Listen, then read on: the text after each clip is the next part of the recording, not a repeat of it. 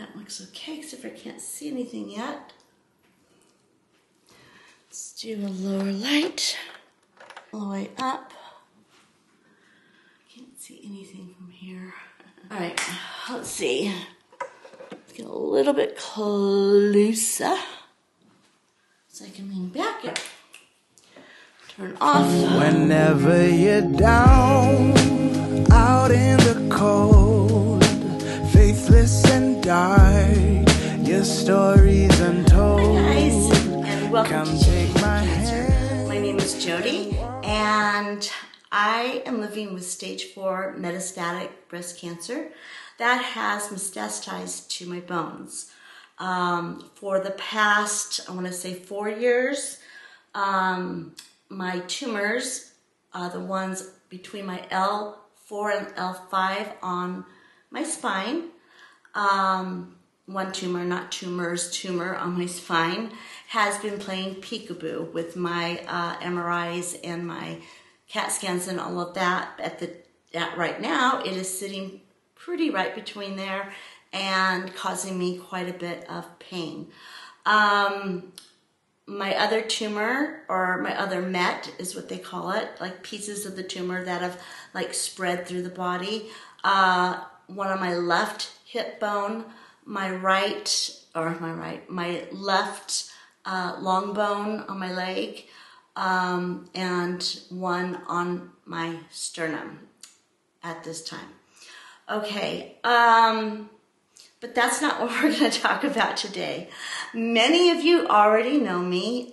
We are actually YouTube buddies, and YouTube, I don't like saying buddies, but YouTube family. We've become like a family, and you guys are just like amazing.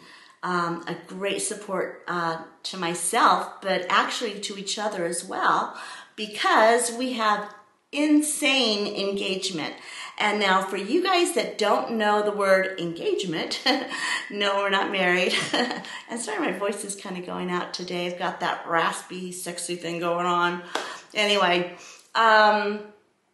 engagement just means we engage. We talk a lot in the comments. We keep track of each other's journeys. And not all of us have cancer. Some of us have fibromyalgia, arthritis, I mean, just you name it, we all got it.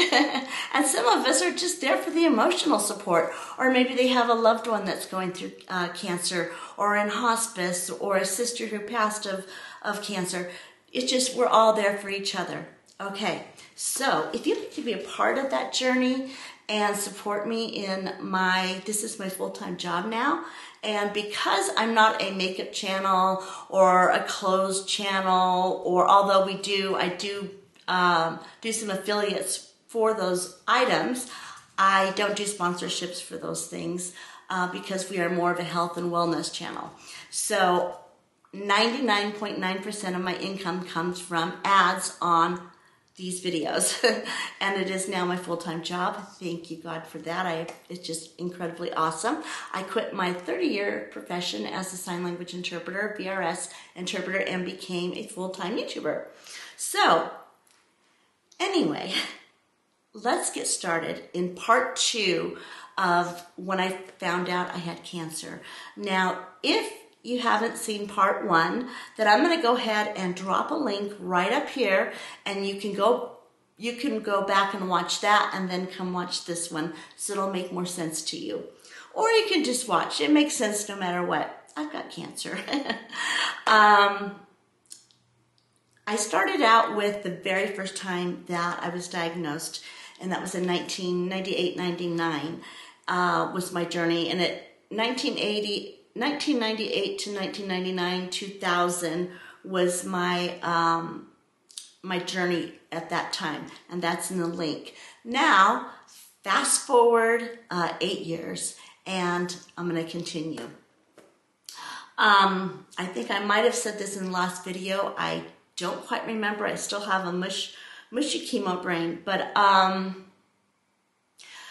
had missed 8 years had gone by. I was cancer-free. We celebrated at the 5-year mark, and I was so excited. And then I just kind of like put it in the back of my mind. I didn't even think it was possible after 5 years to have a reoccurrence, because I was young when I was first diagnosed. I was in my mid-30s. I was 36. And, you know, I didn't even know that you got cancer at that age. So I was very, very, very ignorant to anything at that point in time. I didn't Google it because back then, guess what? We had computers, yes, we had the internet, but it wasn't like everybody shared one gigantic computer and that was for schooling, usually, and bills, that's it. And no, we didn't just jump on our phones and Google things back then. It was just kind of, it just didn't happen. So anyway, I was ignorant. So I had skipped like 1 or 2, I can't really remember. I had skipped a couple of my yearly mammograms. And the first time I had a lumpectomy, so I still had my boobs at that point in time. So I skipped a couple of mammograms. We had moved into a beautiful home, and you know, my daughter was 10 at that point, and my oldest had gotten married. My second son was at that time applying for police departments and graduating from high school, and I'm just, all these beautiful life things were happening. So I just kept putting it off. Well, then I started feeling and I did my exams the same. I did not stop that, thank goodness.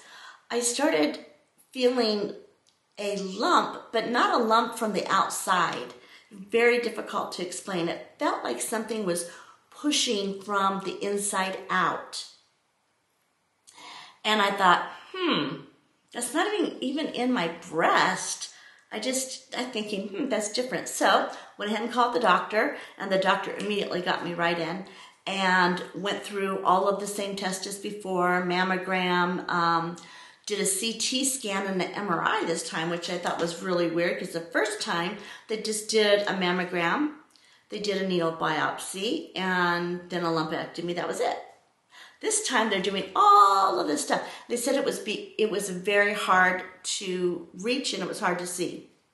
Okay, so I'm like, oh, okay, no big deal. I still wasn't panicked, you know. I just was like, I had cancer, I beat it, that's it. Until after all the tests, everything's in. Doctor sits me down and he brings his chair up, like, you know, kind of does this bit on his chair and comes really close in, and he looks me in the eye and he says, "This is not good." And I was like, okay, and he's like, we won't know until we get in there and we biopsy it. And we can't just do a biopsy. We're going to have to do a mastectomy, and we're going to have to go in and then biopsy. We'll know once we get in. But he says, I suspect that the cancer has been growing. Because what I asked, I said, my cancer was gone. I said, did it come back? And he said something to the effect of, it didn't come back. It's been there and it's been spreading. It's been growing. And I was like, and in my mind, I'm thinking, 8 years, shouldn't it be dead by right now? So I still was not like really, really getting the point, you know? I was thinking, okay, if I've been alive for 8 years and this cancer's been spreading, I should be dead. But that's not what he meant. He explained later on, after we got all the stuff together. Anyway, did the double mastectomy, got in there, got my biopsy report back, and it was stage 3B. That's what the staging was. My cancer is triple negative. It is not estrogen driven. So that means like tamoxifen, Armidin, all the different hormone blockers don't do anything for me except for maybe make me old and sick before my time. There are some different drugs that they say that may have helped now, but back then it wasn't like, I don't know if they weren't approved or not used for this. I don't know. I don't really know back what. But anyway, there was no, it was triple negative. There was no estrogen. It wasn't an estrogen positive, so they couldn't block the cancer from spreading that way. And especially back in the, it was 2000, I think it was 2009, at the end of 2008, beginning of 2009, they still didn't have like the stuff that they have now. They didn't have the knowledge. And, you know, basically he said for triple negative, we can hit it hard with chemotherapy. We can give you radiation. And pretty much you're going to be on chemo the rest of your life because really that's all we have to offer you. And I was like, it didn't sink in. It took a long time to sink in. And so I went home and I was just like, I don't know how to tell the kids. Do I tell the kids? I mean, 2 of our children at that point in time, our older children, my son and his wife had just moved in with us so they could save to buy a house. And my daughter-in-law just found out she was pregnant. And so we had a house full. Then my mother-in-law, who was diagnosed with Alzheimer's, moved in for us to take care of. So we have all of this stuff going on at one time.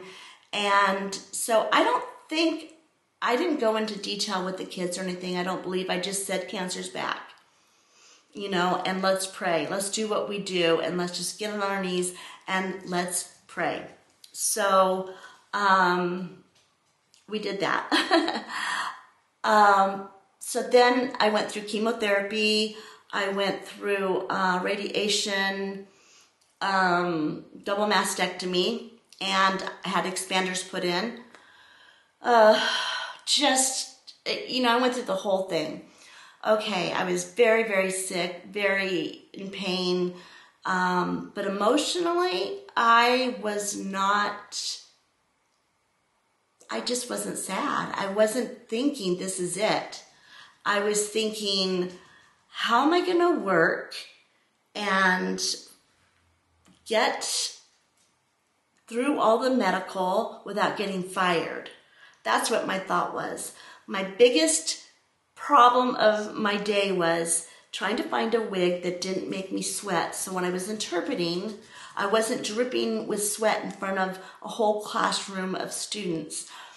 Or finding a wig that didn't turn sideways while I was interpreting. Those were my biggest concerns during that time. And of course, you know, my husband and I talked about it, and he goes, you know, he says, I just don't feel like, you know, that this is it. He was on the same page as I was. And I would cry here and there thinking, I'm not going to see my granddaughter, baby girl, Taylor at that point, was like this big in her mama's belly. And I was thinking, I'm never going to see my granddaughter ever.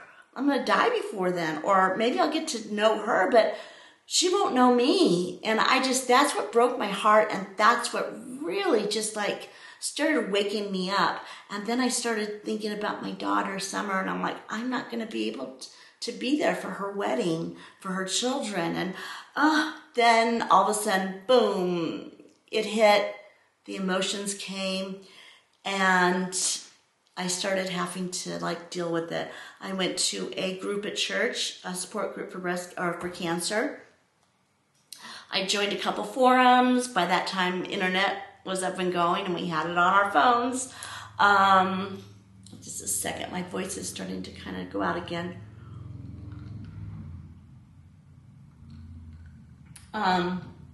So that was for, 2009 until 2012. That was my life.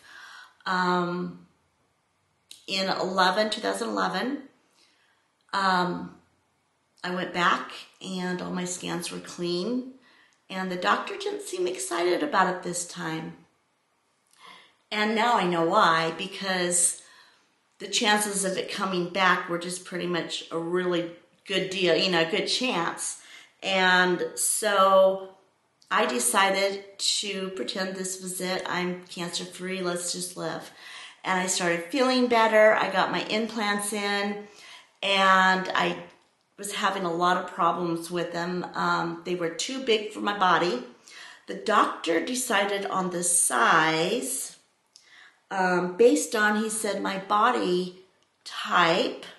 And I did the expanders, and I said, these are too big, I want them smaller. And he told me that when we go in, I need it a little bit bigger so I can have some room, you know, some room to work, and they'll be smaller. They won't be this big. And I won't name and shame, but the guy's a liar. So I was expecting to come out with a C, or a full B, C. I came out with a full D. And at that time, I weighed like maybe 100, 107 pounds, and 5, 2 and 3/4. And I had my wedding ring to show you. Whoops, I have my ponytail on. My wedding ring, to give you an idea, is a size 3, 3.5 actually. And so I have tiny, tiny, tiny bone structure, and they gave me this. So I didn't feel comfortable. I had back pain and all that and stuff, but didn't matter. I was happy. I was cancer-free. So anyway, at that time, we were looking to buy another house. Husband is in real estate, so we love houses. And we found what we thought was our dream home. It was an old historic home, the house that we just moved from, in fact. You can get pictures of it on my moving vlogs if you'd like. It was a huge, beautiful old house that needed a lot of love and a lot of attention. When we bought it, like, the roof was falling in, there was nothing done, the kitchen was tore out, bathrooms, no plumbing. It was a mess, but it needed some love and tender care, and we wanted to give it to it.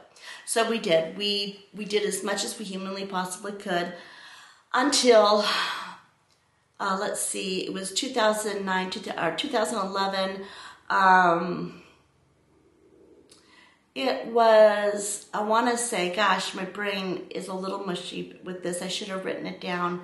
We bought the house in 2012, 13, 14, 2015. We were still fixing up the house, doing everything great. I was feeling good. I had one more surgery. I had to go back in and have the implants removed.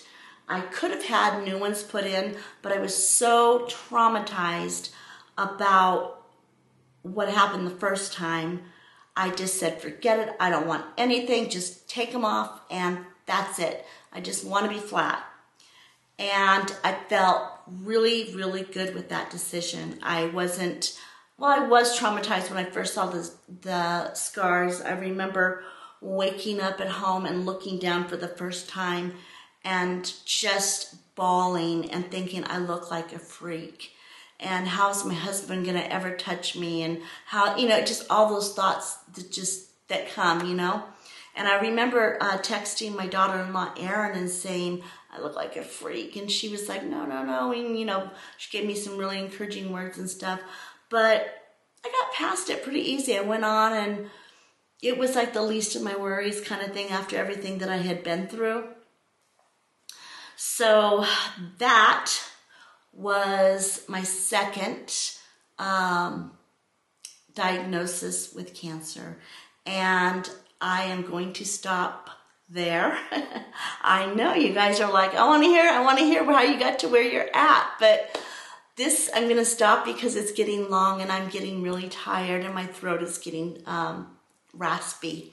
So we're going to do part 3 of my cancer diagnosis in the next video. So stay tuned. I will go ahead and link video part 1 up here so you can get that and then watch this one. And again, this is not our normal thing. I don't usually go through my cancer journey this late in the game and the channel and stuff because I've been vlogging my life for the last, I think, 6-7 months. And before that, I went through my diagnosis, hair loss, wigs.